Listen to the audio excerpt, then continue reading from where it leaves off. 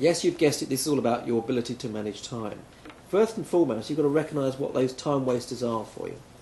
Interruptions of any kind. It's easy to be interrupted. If you do get distracted, you've got to get back into the flow again, and you may end up going over and over and over the same thing time and time again. Crisis management. If you're leaving your revision to the last minute, then you start moving to this crisis mode of thinking. And when you're in crisis mode, you begin to panic.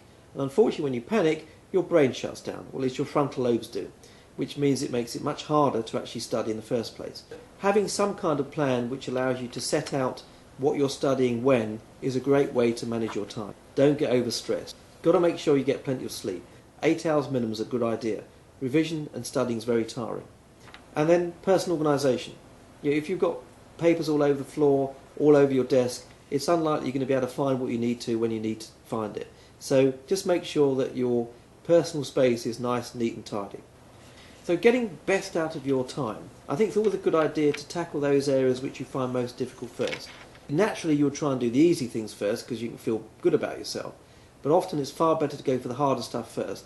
It makes you more confident overall, and it also makes the latter half of your revision, when you're focusing on the easier subjects, so much simpler. And if revising with others, set some objectives for all of you so that you're not going down different tangents. And if you're studying in addition to your day job, just make sure you allocate time accordingly and also carefully. Your family will still expect to see you. You will still expect to turn up for work at least occasionally.